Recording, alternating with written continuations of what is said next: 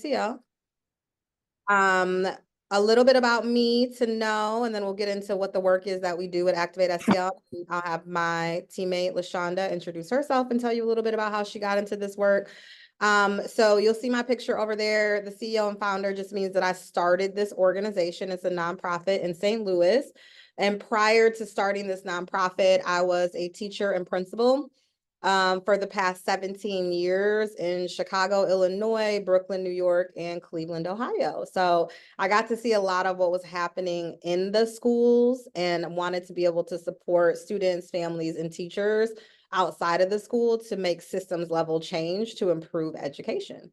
And so that's how I got here. I do have a daughter. She's 4 years old, and will be entering kindergarten soon. So this work is not just about my career, but it's also very personal to me.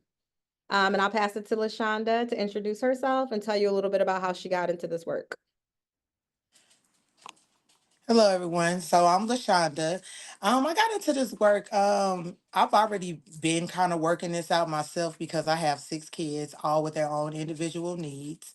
And so this work makes sense for me to be into it. I have kids that range from college all the way to a kindergartner. I have kids that have IEPs. And so with this work, it just gives me an opportunity to learn as I go. And so I am from St. Louis. And that's about it. I'm real short and sweet.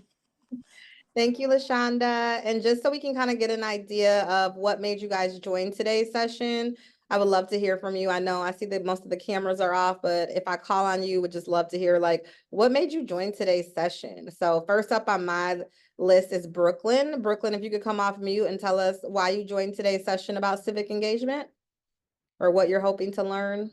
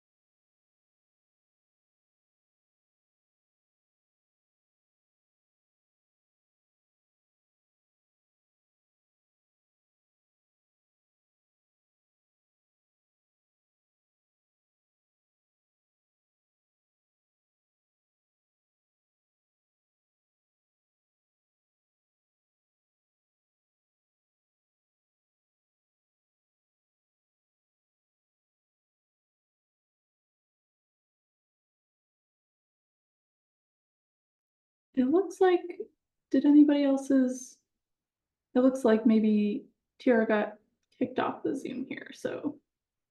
Yeah, mine just kind of like froze a little bit. Rose, yeah, same. And then I just tried to make sure like that it was like trying to figure it out myself with the Wi-Fi. Yeah, so it did. Okay, let me maybe see if I can stop recording and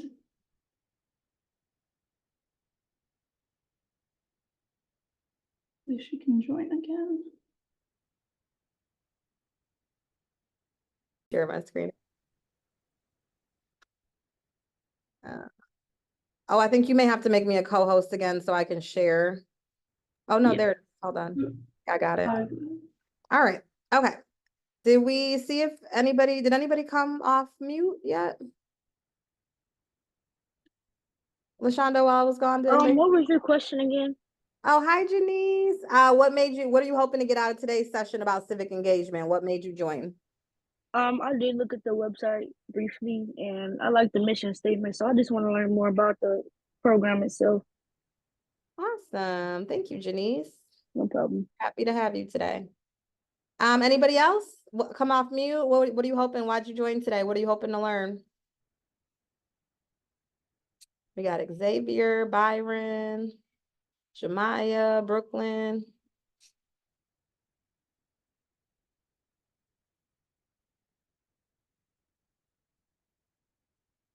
All righty. Well, we'll keep going, but there is going to be times where we are going to ask for some participation during the session. So Up next, like Jenny said, she looked at the website. So what is our organization and what do we do in St. Louis? So our goal is to uplift, inform, and ignite parent and student voices in under-resourced St. Louis communities to successfully navigate educational systems of power in pursuit of equitable and quality school choices. So essentially, to say that a lot simpler, we work to make sure that you guys are having the school experience that you deserve. So first and foremost, is your school teaching you? Are you learning? Are you prepared for life after school? And then also, like, is it developing you in other ways? So think about like extracurricular opportunities or exposure opportunities. So just making sure you're getting what you need from school so that when you leave, you feel prepared to go out into the world and be successful. All right, so we do have, as part of our program, we do cohort programming for both adults, but also students.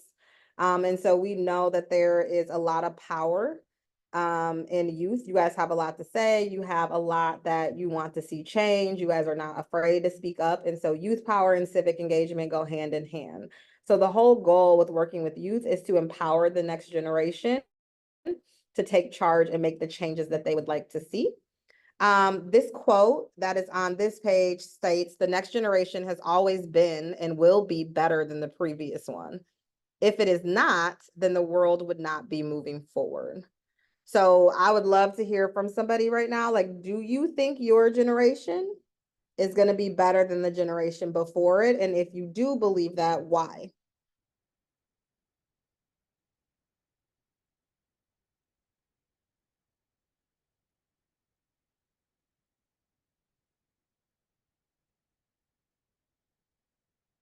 Tiara, just to let you know, Byron said that he's open to learn about everything in the chat.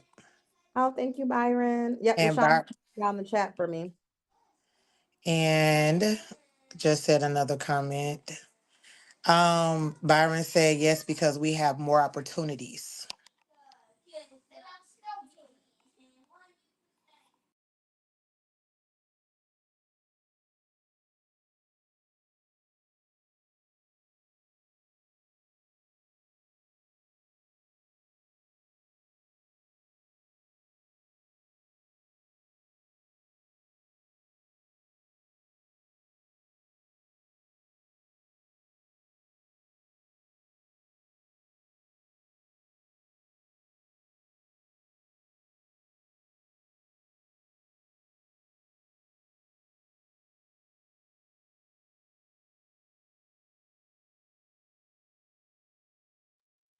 Okay. I figured taking the call at Harris Stowe would have strong internet, and I guess I was wrong. Go ahead. What else did you say about Byron, LaShonda? That they had more opportunities. That's the difference. Oh, they had more opportunities than the generation before them. Yes. Okay, thank you, Byron. Okay. So up next, there is a lot of youth-led advocacy happening across the nation, but why we feel like it is so important in St. Louis, and feel free to respond in the chat if that's your preferred way to communicate. LaShonda is watching the chat, but I wanted to start off by seeing if you guys knew some of the statistics around education and why advocacy and civic engagement is so needed in our city. So we're going to look at those gray bubbles at the bottom, and here are some statistics or things, and I'd love to hear if you knew this, if you're surprised, if you've never heard this. So first one, 5% of Missouri 8th graders are proficient in math. So what that means is only 5% are doing math on grade level. If you're in 9th grade, you're performing math at a 9th grade level. If you're in 12th grade, you're performing math at a 12th grade level, okay? So that means if that's only 5% that are proficient, the other 95% are not on grade level. Wow. Wow. Yes, Jemiah, absolutely. The next one is 28% of Missouri 8th graders are proficient in reading. So only 28% are reading at their grade level in school. Okay. Next, 1 out of 10 Black Missouri 4th graders are proficient in reading. That's only 10%. 1 out of 10 4th graders, if you are Black in Missouri, are reading on grade level. Okay. And then last but not least, Missouri's Black-White gap. So the performance of Black students versus white students in Missouri, it has been the same. It's the same in 2022 as it was in 2000. So the gap has not closed or gotten better. It's the exact same, or it has widened in the past 22 years. Okay. So Oh these, man. oh, go ahead. I was just saying, I was just reading it because I was just like, wow, this is crazy. Did you know this, Jemiah, before seeing I this did, slide? I did not. A lot of people don't know the state of schools in St. Louis. And so that's why the work that we do is so, so important. A lot of people think, oh, if my kid is passing at school, or if I went to that school and it was a good school, they're doing fine. But we look at like, are kids actually learning materials? Are they growing? Are they operating at grade level? And unfortunately, these are the statistics that are current for Missouri. So your reaction of wow, Jemiah, is absolutely correct, because this is not okay. And so I would love to hear from you guys, whether it's in the chat or you come off mute. What is a topic or issue you would like to advocate for in schools? Like, what would you like to see changed in schools?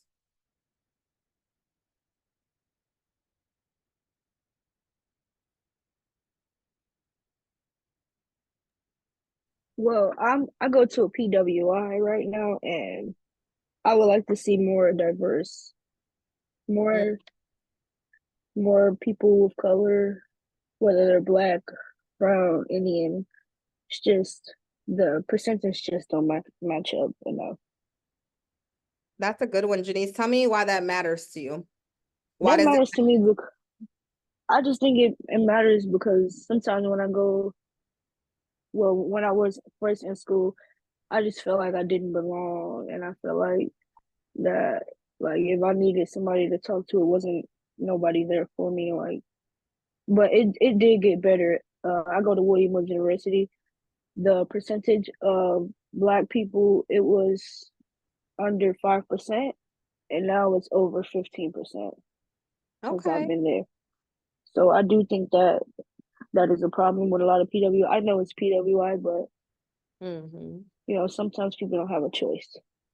Yeah. Thank you for sharing. LaShonda, anything in the chat? Yes. Xavier first said that he didn't know about this when you were talking about the first slide, and then learning more about non-American history. Non-American history. I like that a lot. Okay. Awesome. All right. So what is civic engagement? Because it can mean different things to different people. So I wanted to go over some brief definitions and then provide you some examples and talk a little bit about what we actually do at Activate STL. So the definition of civic engagement is just involvement in activities that address issues of public concern. So the entire idea around civic engagement is that we as a community cannot just be concerned about things that are impacting us, but we must come together as a whole and worry about things that are keeping our entire community from moving forward, and that we all need to be active participants in solutions to things that we want to see change. And some examples of what this can look like in action is volunteering, participating in local government. So for those of you who are over 18, ensuring that you are registered to vote, that you are informed about measures that are on the ballot and candidates who are running for certain positions.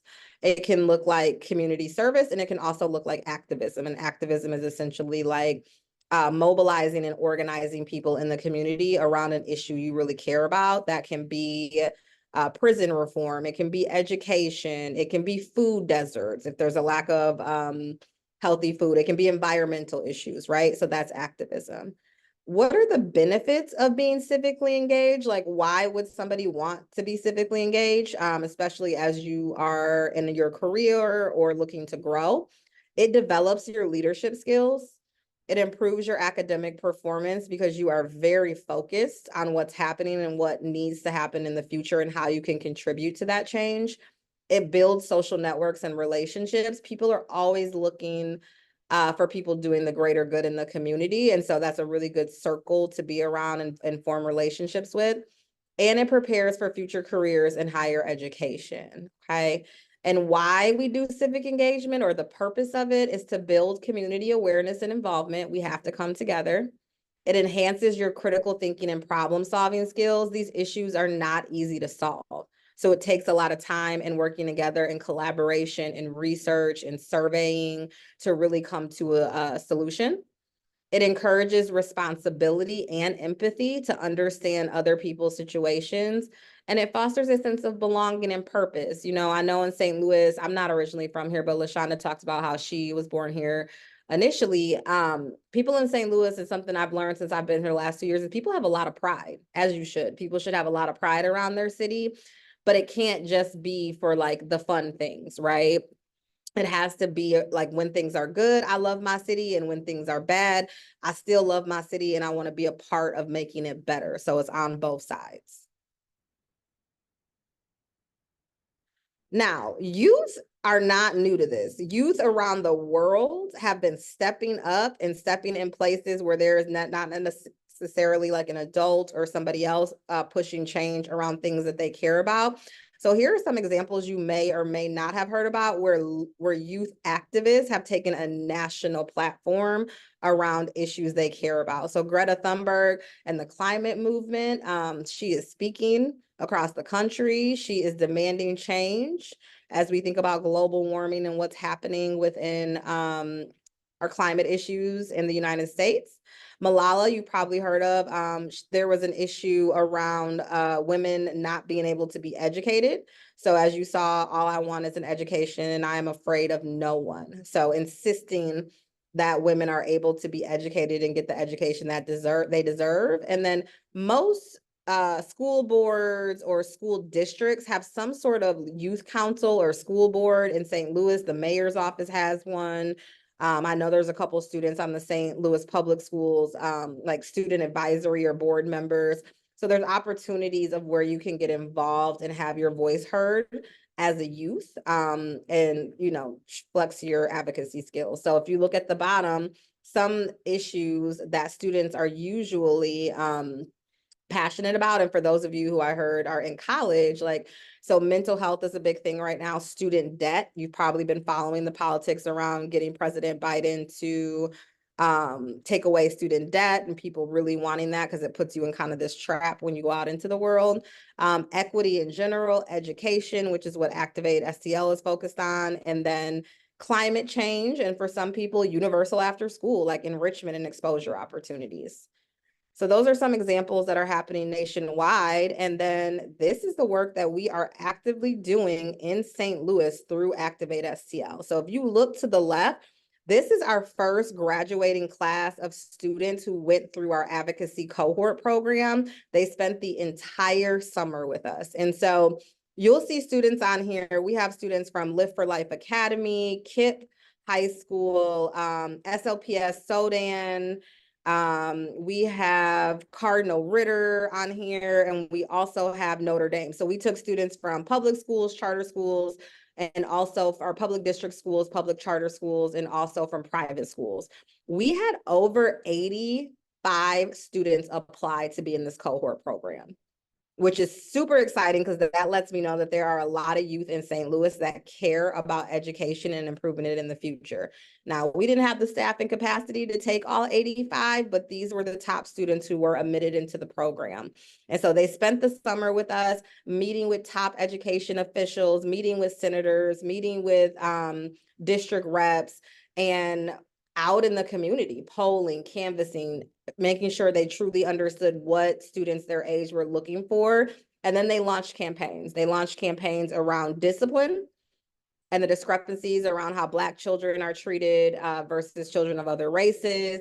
They talked about mental health, and they also talked about more transparency around how funding is spent in school. So they did an excellent job. The next picture is we take our students up to Jeff City to meet with the Legislative Black Caucus. They got to shadow them for the day in that top picture and learn about their jobs, why they got into this work, and just understand how things work up in Jeff City at the Capitol. If you look below that picture, we took 45 students from Live for Life and Cardinal Ritter College Prep up to have lunch with senators and district reps to tell them about their experiences. What is going well? What do they wish would change? So they got that one-on-one time with the Black Caucus again. And then if you look at the top right, after we did our summer cohort program, those students were then put on staff to lead an after-school program that ran at Kairos Academy. So what you see in that top right side is the students at Kairos Academy in our after-school program decided that they wanted to rewrite the sexual harassment policy in the student code of conduct. So we worked with them to say, this is what the current policy is. You need to go around schools, survey, and talk to other students and see what they wanted to change to, what their issues are. They created a presentation, and what you see is them presenting to district leadership to get the policy changed. So that is the work that we do. We identify issues that they want to see changed. We organize how we're going to get to that change. And then we talk to who we need to talk to, who has the power to make that happen. Someone early talked about seeing our website. So I'll show you for a second. So our Youth Activators website on our page. The future of education in St. Louis must be shaped by those whose future is at stake. It's you, it's the students, okay? And so we get together in this cohort program, and it talks about we're looking for people who are passionate, curious, confident, ready to take risk, and are available to come together and come up with solutions to what's going on in our schools today. So that's a little bit about what our work looks like to make it a little bit more easy to envision. And they've been doing some really awesome work and getting some awesome recognition since we started the program. We even had one, so right here, this is Paige. She actually graduated as valedictorian of Live for Life, and now she's going on a full ride scholarship to Alabama A&M and majoring in policy so that she can continue to do this work to change her community. All right.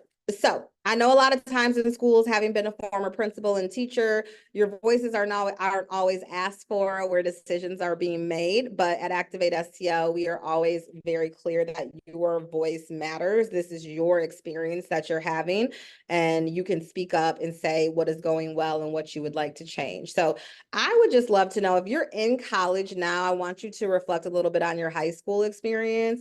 And if you could tell us, what were the systems in place for your voice to be heard? If you had a concern or there was something that you wanted to change when you were in high school, what was the process for that? Did you feel like you were being listened to? And what types of decisions would you like to be a part of, or would you have liked to be a part of making at your school? Feel free to come off mute or respond in the chat.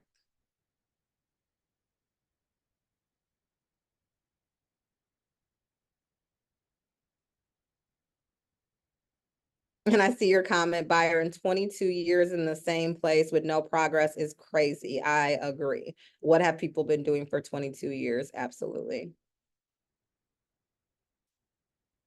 Anybody feel like their high school had a pretty strong system for listening to youth and your concerns that you want to share? Or maybe an idea that you had, even if it didn't necessarily come to life?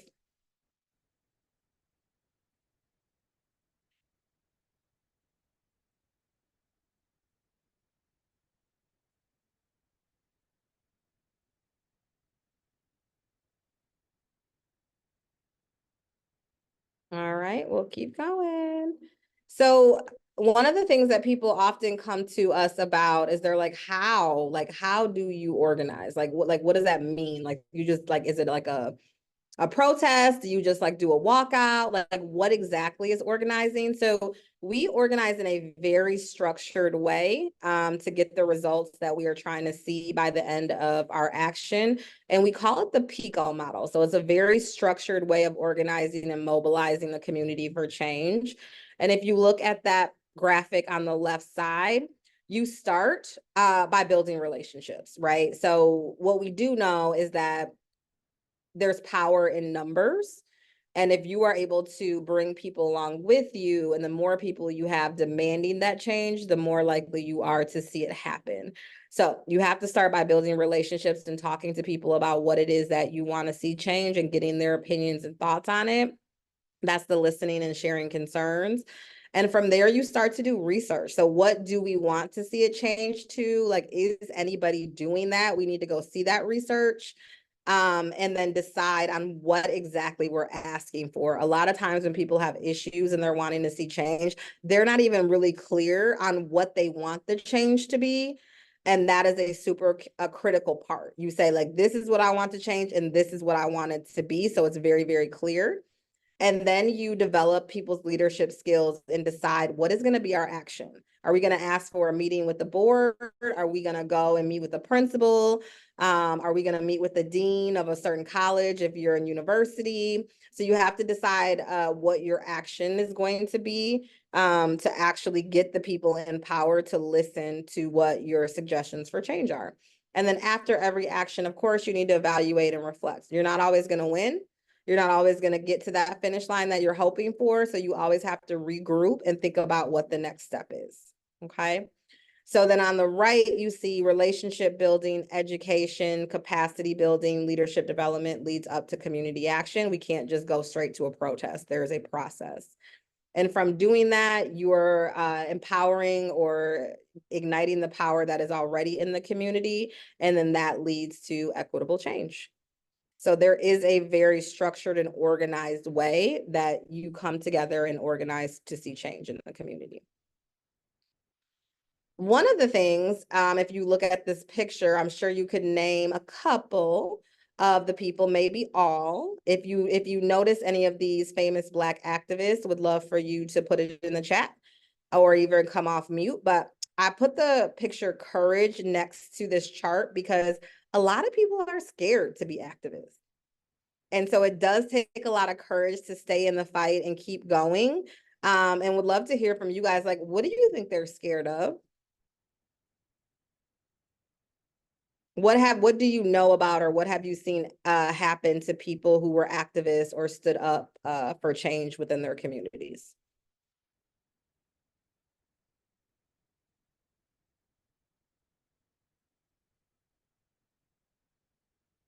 Xavier Ford said they get murdered. Yeah, unfortunately, that has been the case, right? So sometimes they've gotten killed because people don't like change, especially if they are benefiting from the way things currently are. So it takes a lot of courage to be an activist, which is why you don't see it a lot. A lot of people are like, "Oh, I don't want to be in the spotlight. I don't want people, coming for me all the time or being scared about what I'm doing." And I think that's intentional. If that's the message, to be scared to stand up and fight for what you want to see, then they know you're not going to fight. And so being an activist and learning and stepping out front to make change in your community takes a lot of courage to know that, like, I'm doing something good, it's for my community, and like it's worth the fight. But I'm sure if you looked up the stories of some of the people here and heard of some of the things that happened to them and how they had to persevere and continue for the cause that they were looking for, it takes a lot of courage. All right, and then we would love to end with just any questions you guys may have for us that we can answer, or thoughts that you may have. And then the last slide has our information if you would like to get involved and hear more about the work that we do at Activate STL. So do you guys have any questions for us?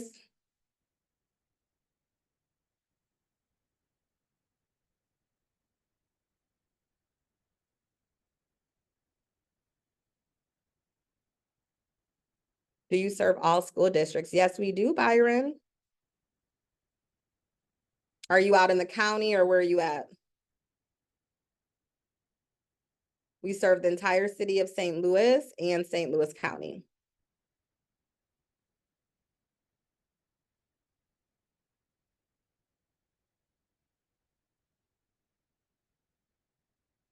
Great question.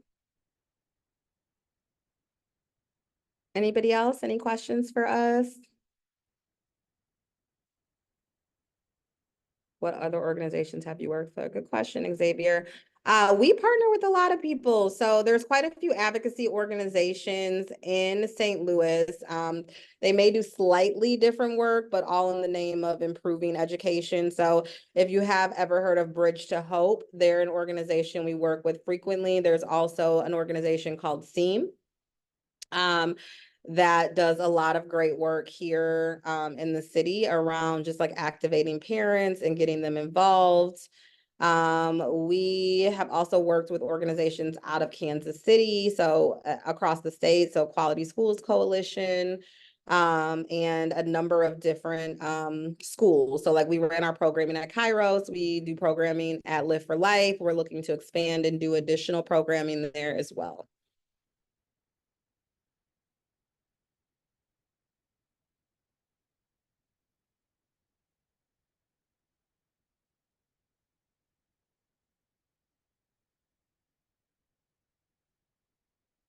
Yeah, where are we located? So our office space, we have two office spaces in the city. The first one originally was at the Delmar Divine. So on Delmar between Union and Goodfellow would be the easiest way to describe that. I'm trying to think of what's over there that you guys would know, but right there on Delmar, close if you know where Crossroads High School is, we're kind of over in that area in the Delmar Divine. And then we also have an office over on Boyle and Duncan in the CIC Cortex by the IKEA.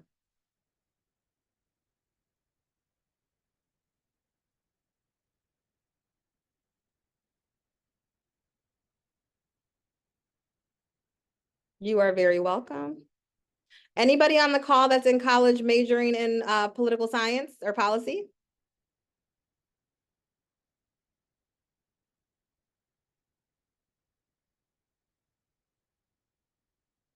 All right. Well, if something piques your interest, we would love to talk to you. We definitely need the next generation to take the lead and make St. Louis the place that we all want to live in. So this last slide, if you have your phone out or just want to take a picture of my email, would love to hear from you if you would like to chat more, get involved, or tell me about somebody that you think should be involved, whether it's an adult or somebody in high school. That is just super passionate about civic engagement and change. And the last thing I'll leave you with is if you are 18 or over, the primary elections are coming up. This is a very big election year for Missouri and nationally. So we have a presidential election coming up in November. But as you know, the primaries that are coming up in August is where we kind of narrow down who's going to be on the ballot in November. So if you are already registered, you still have time to hit the deadline. It's July 11th, I believe, for the primaries. Make sure you get registered and make sure you are informed. So if you are like, how do I find out about these people? Ballotpedia. Ballotpedia is an excellent resource to go on. It'll break down all of the different candidates so you can research and be extremely informed based on the issues that you care about when you go to vote for the primaries and then when you show up for the general election in November. All right. Well, thank you so much. I'm glad you guys got something out of it, and I look forward to hearing from some of you who want to continue the conversation. Thank you so much for joining us. Appreciate Thank it. you. Of course. All right, thanks everybody. And I'll go All ahead right. and end the meeting. And just so Thanks. everyone knows, we'll share the presentation again. So if you need to follow up on email, it'll be in the link that we send out later this week. Great. Thank All you. right. Thank you. All right, bye. Thank you. All right. Bye-bye.